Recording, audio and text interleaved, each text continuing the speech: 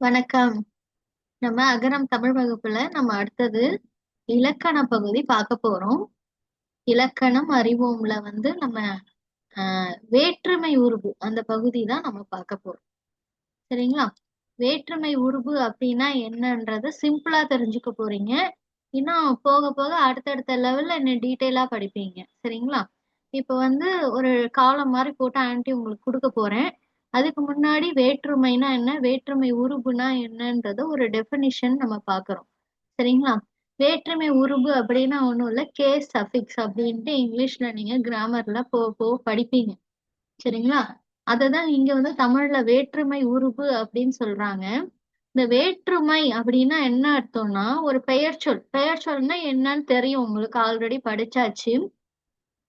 அந்த பெயர்ச்சொல்லோட பொருள், அதாவது அதோட மீனிங்க ஒரு சென்டென்ஸ்க்கு ஏத்த மாதிரி, வாக்கியத்துக்கு ஏத்த மாதிரி அது வேறுபடுத்தி காட்டும். அதுக்கு பெயர் என்னன்னா வேற்றுமை. சரிங்களா? பெயர் சொல்லோட மீனிங், அதோட பொருள் ஒவ்வொரு வாக்கியத்திலையும் வேறுபடும். சரிங்களா? அதுக்கு பெயர் என்னன்னா வேற்றுமை. இப்ப இந்த இந்த வேறுபடுத்தி காட்டணும் இல்லையா, பெயர் சொல்லோட அந்த பொருள், அந்த மீனிங்க, அதுக்கு சில சொற்கள் பயன்படுத்துறாங்க. அந்த சொற்களை எங்க பயன்படுத்துவாங்கன்னா, அந்த பெயர் சொல்லோட இறுதியில சேர்ப்பாங்க. அந்த சொற்களை எங்க சேர்ப்பாங்க? இந்த பெயர் சொல்லோட இறுதியில சேர்ப்பாங்க. கடைசியில, இறுதினா இந்த எண்ட். சரிங்களா? அந்த பெயர் சொல் இருக்கு அப்படின்னா, ஒரு பெயர் இருக்கு அப்படின்னா, அந்த பெயரோட எண்டுல இந்த சில சொற்களை சேர்ப்பாங்க. அந்த சொற்களை சேர்க்கும் பொழுதுதான் என்ன ஆகும்னா, இந்த பெயர் சொல்லோட மீனிங், அந்த பொருள் வேறுபடும் ஒவ்வொரு வாக்கியத்துக்கும். அந்த சொற்களுக்கு என்ன பெயர் அப்படின்னா வேற்றுமை உருபுகள். அந்த உறுப்புகள், அதுக்கு என்ன பெயர்னா வேற்றுமை உருபுகள். சரிங்களா? பெயர்ச்சொல்லோட இறுதியில சேர்க்கப்படும் அந்த சொற்களுக்கு என்ன பெயரு? வேற்றுமை உருபுகள். இதோட வேலை என்ன? பெயர்ச்சொல்லோட பொருள், அதோட மீனிங்க வேறுபடுத்தி காமிக்கிறது ஒவ்வொரு வாக்கியத்துக்கு ஏற்ப. சரிங்களா? இப்ப அத நான் ஒரு காலமா போட்டிருக்கேன் ஆன்ட்டி. இந்த காலமை நீங்க அப்படியே அந்த டெபினிஷனை முதல்ல எழுதிட்டு இதே மாதிரி காலம் நீங்க நோட்புக்ல போடணும். சரிங்களா? வேற்றுமை வகை. ஃபர்ஸ்ட் வேற்றுமை வகை, அதுக்கான உருவு. சரிங்களா? அதை எப்படி நம்ம கண்டுபிடிக்கலாம் அப்படின்னு அதை வினா எழுப்பி கண்டுபிடிக்கிற அந்த மெத்தடு, அப்புறம் உதாரணம். சரிங்களா? இப்ப முதலாம் வேற்றுமை, அதுக்கு என்ன பெயர் அப்படின்னா எழுவாய் வேற்றுமை அப்படின்னு ஒரு பெயர் இருக்கு. இதுக்கு உருவு கிடையாது. சரிங்களா? இதுக்கு எந்த வித சொற்களும் இதுக்கு கிடையாது, முதலாம் வேற்றுமைக்கு. சரி, இந்த முதலாம் வேற்றுமை அல்லது எழுவாய் வேற்றுமை அப்படின்னா என்ன அர்த்தம் அப்படின்னா, ஒரு செயலை செஞ்சது யாரு, எது, எவை அப்படின்னு ஒரு கேள்வி எழுப்புறோம் இல்லையா, அதுதான் என்னது எழுவாய் வேற்றுமை. ஒரு செயல் இருக்கு, அதை செஞ்சது யாரு அப்படின்னு நமக்கு ஒரு கேள்வி வருது இல்லையா, அதுதான் என்னதுன்னா எழுவாய் வேற்றுமை. ஒரு செயலை செய்தவர். சரிங்களா? ஒரு செயலை செய்தவர், அது குறிப்பிடுறதுதான் என்னது இந்த முதலாம் வேற்றுமை. அதுக்கு யார், எது, எவை இப்படி கேள்வி எழுப்பும் போது உங்களுக்கு ஒரு ஆன்சர் கிடைக்கும், அந்த செயலை செஞ்சது யாருன்னு. சரிங்களா? இப்ப உதாரணம் அப்படின்ட்டு பார்க்கும் பொழுது இங்க பாருங்க, குமார் வந்தான். குமார்ன்றது என்னது? ஒரு பெயர் சொல். இது கூட ஏதாவது சொற்கள் சேர்த்திருக்காங்களா? இல்ல. சரிங்களா? அப்ப வந்தான் அப்படின்றது என்னது? ஒரு செயல், ஒரு வினைச்சொல். சரிங்களா? இப்ப வந்தான் அப்படின்ற அந்த செயலை செஞ்சது யாரு? குமார். குமார் வந்தான். இப்ப தெரியுதுங்களா? இப்ப இதுல எந்த சொற்களும் சேரல. அப்ப இது என்னது? முதலாம் வேற்றுமை. இதுக்கு உருபு இல்ல. எந்த உருபாவது சேர்ந்திருக்கா? இல்ல. இல்லையா? அடுத்தது இரண்டாம் வேற்றுமை. இரண்டாம் வேற்றுமை என்னன்னு சொல்லலாம்னா செயப்படு பொருள் வேற்றுமை அப்படின்னு சொல்லலாம். இதுக்கு என்ன உருபு அப்படின்னா ஐ. சரிங்களா? ஐ அப்படின்னா இந்த இடத்துல இந்த செய்யப்படு பொருள் அப்படின்னா என்ன அர்த்தம்னாக்கா, யாரை நோக்கி ஒரு செயல் செய்யப்பட்டது, ஒரு செயல் செய்யறாங்க, அது யாரை நோக்கி செய்யப்பட்டது, எதை நோக்கி செய்யப்பட்டது அந்த செயல் அப்படின்னு ஒரு கேள்வி எழுப்புறதுதான் என்னது இந்த செய்யப்படு பொருள். சரிங்களா? அதுக்கு உள்ள உருவு என்னன்னா ஐ. இந்த ஐ என்ன பண்ணுவாங்கன்னா பெயர் சொல்லோட இறுதியில சேர்ப்பாங்க. இப்ப குமார்ன்றது பெயர் சொல், அதோட இறுதியில இந்த ஐ சேர்க்கும் பொழுது இது என்ன ஆகுது? குமாரை. குமாரை. சரிங்களா? இதுக்கு உதாரணம் பாருங்க. குமாரை கண்டேன். யாரை கண்டேன்? குமாரை கண்டேன். கண்டேன்றது ஒரு செயல், அது யாரை நோக்கி செய்யப்பட்டது? குமார். அதனால குமாரை கண்டேன். இங்க குமாரை அப்படின்றது என்னது? செய்யப்படு பொருள் வேற்றுமை. இங்க ஐ சேர்ந்திருக்கு பாருங்க. சரிங்களா? அடுத்தது எதை அப்படின்னு ஒரு கேள்வி வருது இல்ல, அதுக்கும் ஒரு உதாரணம் ஆன்ட்டி சொல்லியிருக்கேன். குமார் வீட்டை கட்டினான். குமார் எதை கட்டினான்? குமார் வீட்டை கட்டினான். சரிங்களா? அங்க வீடுன்றது என்னது? அது ஒரு பெயர் சொல் இல்லையா? வீடுன்றது ஒரு பெயர் சொல். அப்ப கட்டினான், அதாவது எதை கட்டினான்? வீட்டை கட்டினான். சரிங்களா? இப்ப இந்த வீட்டைன்றதுல இது செய்யப்படு பொருள் வேற்றுமை. இங்க என்ன உருவு சேர்ந்திருக்கு? ஐ. சரிங்களா? வீடுன்ற பெயர் சொல்லோட ஐ அந்த வேற்றுமை உருவு சேர்ந்திருக்கு. அப்ப வீட்டை. அடுத்தது மூன்றாம் வேற்றுமை. இதுக்கு கருவி வேற்றுமை அப்படின்னு பேரு. இதுக்கு என்ன உருவு பயன்படுத்துறாங்க அப்படின்னா ஆள். ஆள். சரிங்களா? இப்ப கருவி வேற்றுமை அப்படின்னா என்ன அர்த்தம்னா ஒரு வேலை யாரால் செய்யப்பட்டது, அதாவது ஒரு வேலையை செய்யறதுக்கு இவங்கதான் கருவியா இருந்திருப்பாங்க, இவங்க வச்சுதான் அந்த வேலையை செய்ய முடியும். சரிங்களா? இவங்க இவங்க இல்லாம அந்த வேலை செய்ய முடியாது அப்படின்ற பொழுது அததான் அந்த இடத்துல யார் இந்த செயல் செய்யறதுக்கு காரணமா இருக்காங்களோ அவங்களதான் என்னன்னு சொல்றாங்க? கருவி. ஒரு செயல் செய்யறதுக்கு, ஒரு வேலையை செய்யறதுக்கு யார் காரணமா இருக்காங்களோ அவங்கள கருவி அப்படின்னு சொல்றாங்க. அப்ப ஒரு செயல் யாரால் செய்யப்பட்டது, எதனால் செய்யப்பட்டது. சரிங்களா? யாரால் அப்படின்றதுதான் கருவி, இவங்கதான் கருவி. எதனால் அப்படின்றதுதான் கருவி. சரிங்களா? அதனால இதுக்கு கருவி வேற்றுமை அப்படின்னு பேரு. இதுக்கு பயன்படுத்தக்கூடிய உருவு என்னது? ஆள். இப்ப குமார் அப்படின்றது என்னது? பெயர் சொல். அப்ப அது கூட என்ன வேற்றுமை உருவு சேர்த்திருக்காங்க? ஆள். அப்ப என்ன வருது? குமாரால். இப்ப இதுக்கு வாக்கியமா உதாரணம் பார்க்கும் பொழுது குமாரால் வேலை முடிந்தது. யாரால் வேலை முடிந்தது? அந்த வேலையை யார் தான் முடிச்சாங்க? முடிக்கிறதுக்கு யார் காரணமா இருந்தாங்க? குமார். அப்ப குமாரால் ஆள் வருது இல்லையா? குமாரால் வேலை முடிந்தது. இந்த குமாரால் இதுதான் என்னது? கருவி வேற்றுமை. அடுத்தது குமார் பேனாவால் எழுதினான். குமார் எதனால் எழுதினான்? அங்க ஒரு கேள்வி கேட்டோம் இல்லையா? யாரால் எதனால்? அப்ப எதனால் எழுதினான்? பேனாவால் எழுதினான். இங்க பேனாவால் ஆள் இருக்கு இல்லையா? இது கருவி வேற்றுமை.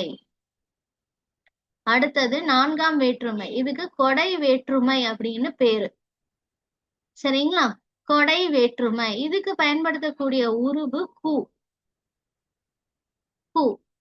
இப்ப இது என்ன மாதிரி? இது கொடை அப்படின்னாலே உங்களுக்கு தெரியும். தெரியலன்னா ஆன்ட்டி சொல்ற, இங்கிலீஷ்ல டொனேட் பண்றது, கிஃப்ட் பண்றது இப்படி எல்லாம் சொல்லுவாங்க இல்லையா? அதுதான் கொடை. இப்ப கொடைன்னா என்ன? ஒருத்தங்க இன்னொருத்தங்களுக்கு கொடுக்கறது இல்லையா? அப்ப யார் அந்த கொடையை ஏத்துக்கிறாங்களோ, சரிங்களா, கொடையை ஏற்றுக்கொள்றவங்களதான் இங்க குறிக்குது. யாருக்கு அந்த கொடை கொடுக்கப்பட்டது, எதற்கு அந்த கொடை கொடுக்கப்பட்டது. சரிங்களா? யாருக்கு அந்த கொடையை ஏற்றுக்கொள்றாங்க இல்லையா, கொடுக்கறத ஏற்றுக்கொள்றாங்க இல்லையா, அததான் இங்க கேள்வியா நம்ம வைக்கிறோம். கொடுக்கறத ஏற்றுக்கொள்றவங்களதான் இங்க குறிக்குது. சரிங்களா? இப்ப யாருக்கு அப்படின்னா என்னது? அந்த கொடுக்கறத யார் ஏத்துக்கிறாங்களோ அவங்கள. எதற்கு? சரிங்களா? இப்ப குமார் அப்படின்ற பெயர் சொல் இருக்கு. இங்க கு அப்படின்ற இந்த வேற்றுமை உருவை ஆட் பண்றோம். ஆட் பண்ணும் பொழுது என்ன ஆகுது? குமாருக்கு. இப்ப உதாரணம் பார்ப்போமா? உதாரணம் பாருங்க. குமாருக்கு பரிசு கொடுத்தேன். யாருக்கு பரிசு கொடுத்தேன்? யார் அந்த பரிசை ஏத்துக்கிட்டாங்களோ அவங்களதான் இங்க சொல்லணும். குமாருக்கு பரிசு கொடுத்தேன். குமாருக்கு அப்படின்றது இங்க என்னது? கொடை வேற்றுமை. சரிங்களா? அடுத்தது எதற்கு? குமார் எதற்கு தண்ணீர் கொடுத்தான்? குமார் பசுவுக்கு தண்ணீர் கொடுத்தான். பசுன்றது என்னது? ஒரு பெயர் சொல். கூன்ற உருவு சேர்ந்திருக்கு. அப்ப இது என்னது? கொடை வேற்றுமை. இங்க யார் வந்து தண்ணீரை ஏத்துக்கிட்டாங்க? பசு. சரிங்களா? அப்ப பசுன்றது கொடை வேற்றுமை. குமார் எதற்கு தண்ணீர் கொடுத்தான்? பசுவுக்கு தண்ணீர் கொடுத்தான். சரிங்களா? இப்ப வந்து இந்த 4 வேற்றுமை முடிஞ்சிருச்சு. 5ஆம் வேற்றுமை. இது நீங்கள் வேற்றுமை. நீங்கள் வேற்றுமைனா ஒரு பொருள்ல இருந்து விலகி போறது. விலகி போறது அவே அப்படின்னு சொல்லுவாங்க இல்லையா? விலகி போறது. அதுக்கு உண்டான உருவு என்னன்னா இன். எதிலிருந்து, எதனின் அப்படின்னு ஒரு கேள்வி வருது பாருங்க. எதிலிருந்து விலகி போறது அப்படின்னு நம்ம பார்க்கும்பொழுது உதாரணத்துல இப்ப உங்களுக்கு புரியும். இப்ப குமார் பெயர் சொல்லோட என்ன உறுப்பு சேர்த்திருக்கோம்? இன். குமாரின். சரிங்களா? இப்ப வந்து பாருங்க, எதுல இருந்து எது விலகி போகுதுன்னு பாப்பா. குமாரில் இருந்து கடிதம் வந்தது. யாரில் இருந்து எதிலிருந்து கடிதம் வந்தது? யாரில் இருந்து கடிதம் வந்தது? சரிங்களா? எப்படி வேணா கேட்கலாம். அப்ப குமாரில் இருந்து கடிதம் வந்தது. குமார் கிட்ட இருந்து அந்த கடிதம் விலகி வந்துடுச்சு. அப்ப இங்க குமார் பிளஸ் இன் இல்லைன்னா இருந்து ரெண்டுமே போடலாம் இங்க. சரிங்களா? இன் இருந்து. நீங்க வந்து ரெண்டுமே கவனம் வச்சுக்கோங்க. இந்த இருந்து இதெல்லாம் இன்னும் இந்த உறுப்புகள் மெயினான உறுப்புகள் இது இல்லாம எக்ஸ்ட்ரா நிறைய உறுப்புகள் இருக்கு. அது பின்னாடி நான் உங்களுக்கு சொல்லி தரேன். சரிங்களா? இப்ப வந்து குமாரின் அல்லது குமாரில் இருந்து. குமாரில் இருந்துன்றது அந்த கடிதம் விலகி போயிடுச்சு. அடுத்தது குமார் பிளஸ் இருந்து. குமாரில் இருந்து. அப்ப இது என்ன வேற்றுமை? இது நீங்கள் வேற்றுமை. அடுத்த மலையின் வீழ் அருவி. சரிங்களா? மலையின் வீழ் அருவி. எதனின்? மலையின். சரிங்களா? மலை பிளஸ் இன். மலையின். மலையின் இது என்னது? இது நீங்கள் வேற்றுமை. இப்ப மலையிலிருந்து அருவி என்ன ஆகுது? வீழுது. சரி, வீழ்தல் அப்படின்னா என்னது? ஃபால் அப்படின்னு சொல்லுவோம் இல்லையா? மலையிலிருந்து அருவி கொட்டுதுன்னு சொல்லுவோம் இல்லையா? அதுதான். மலையிலிருந்து விலகி இந்த அருவி என்ன ஆகுது? கொட்டுது. சரிங்களா? அதனால இது என்னது? நீங்கள் வேற்றுமை. அடுத்தது 6ஆம் வேற்றுமை. 6ஆம் வேற்றுமை இங்க பாருங்க. 6ஆம் வேற்றுமைக்கு அது அப்படின்றது உருவு. அது இல்லாம உடைய அதுவும் நம்ம பயன்படுத்தலாம். சரிங்களா? உதாரணத்துக்காக ஆன்டி இதை கொடுத்துருக்கேன். இதெல்லாம் அடுத்த லெவல்ல நீங்க படிப்பீங்க. சரிங்களா? 6ஆம் வேற்றுமை இதுக்கு என்ன வேற்றுமை? உடைமை வேற்றுமை. உடைமை வேற்றுமை அப்படின்னா என்ன அர்த்தம்னாக்க சொந்தம். சொந்தம் கொண்டாடுறது. இது யாருக்கு சொந்தமானது அப்படின்னு வரும் இல்லையா? அதுதான் உடைமை.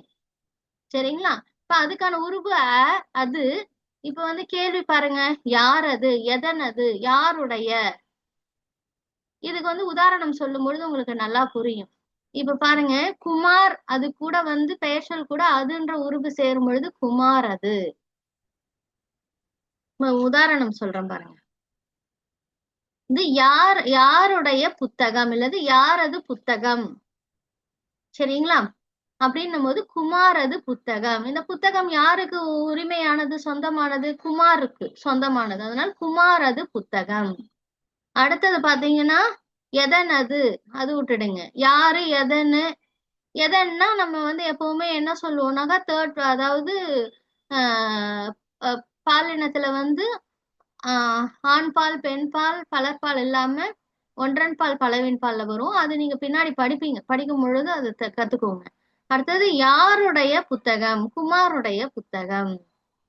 சரிதான். ஒருத்தங்களுக்கு ஒரு பொருளை உரிமை கொண்டு சொல்றது. சரிங்களா? இப்ப குமார் அது. குமார் பிளஸ் அது.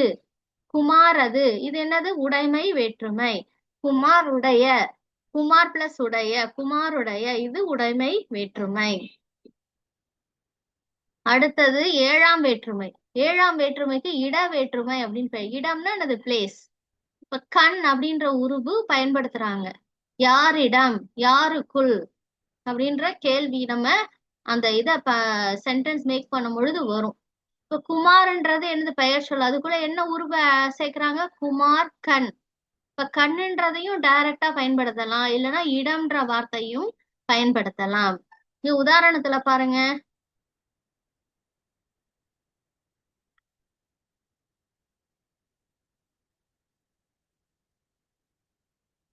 குமாரிடம் பேசினேன். யாரிடம் பேசினேன்? இங்க பாருங்க, யாரிடம். அப்ப யாரிடம் பேசினேன்? குமாரிடம் பேசினேன்.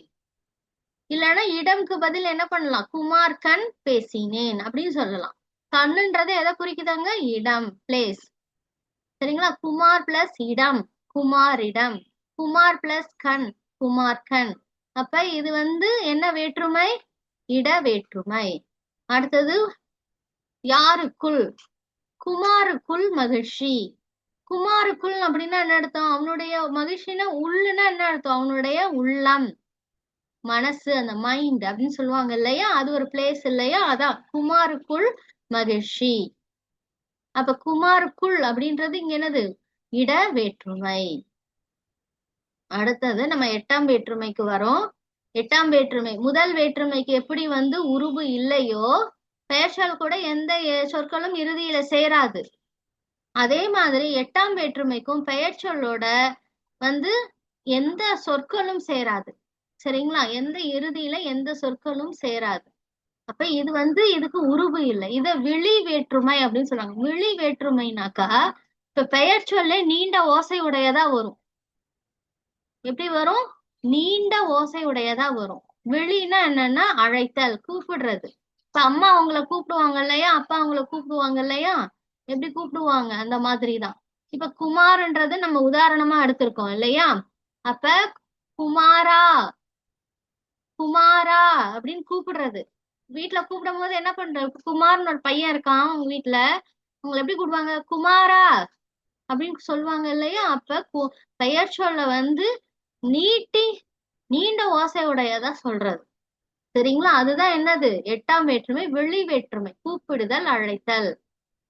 இப்ப இங்க பாத்தீங்கன்னா குமாரா வா, குமாரா வா அப்படின்னு கூப்பிடுறாங்க.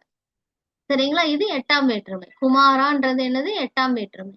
சரி, இப்ப நீங்க உதாரணத்தோட தெரிஞ்சுக்கிட்டீங்க. இந்த டேபிளர் கால போட்டு அழகா இதே மாதிரி எழுதி அனுப்புங்க. பிளஸ் இந்த உதாரணம் சொல்லியிருக்கேன் இல்லையா? இதை எக்ஸ்பிளைன் பண்ணிட்டேன். நீங்க என்ன பண்ணணும்னாக்கா, முதல் வேற்றுமை, 2ஆம் வேற்றுமைன்னு இப்படி இப்படி பிரிச்சுக்கோங்க காலமை. சரிங்களா? மேலேந்து சீரியல் நம்பர் போட்டுக்கோங்க. அதுக்கு அடுத்தது காலம்ல வேற்றுமை வகைன்னு போட்டுட்டு முதல் வேற்றுமை, 2ஆம் வேற்றுமை, 3ஆம் வேற்றுமை, 4ஆம் வேற்றுமைன்னு இப்படி காலம் போட்டுக்கோங்க. அடுத்த காலம்ல வேற்றுமை உருபு அப்படின்னு போட்டு அந்த உருவை எழுதுங்க. சரிங்களா? எழுதிட்டு அதுக்கப்புறம் என்ன பண்ணணும்? உதாரணம்னு போடுங்க. உதாரணம்னு போட்டு முதல் வேற்றுமைக்கு இதுல எந்த சென்டென்ஸ் பொருந்தி வரும்ன்றத கரெக்டா எழுதி அனுப்புங்க. 2ஆம் வேற்றுமைக்கு எது பொருந்தி வருமோ அந்த வாக்கியத்தை எழுதி அனுப்புங்க. சரிங்களா? இப்படிதான் நீங்க பண்ணணும். இதுல ஏதாவது சந்தேகம் இருந்துச்சுன்னா என்ன கேளுங்க, நான் கிளாரிஃபை பண்ணி தரேன். தேங்க்யூ. ரொம்ப அழகா நீட்டா ப்ரெசென்ட் பண்ணுங்க. Colour pen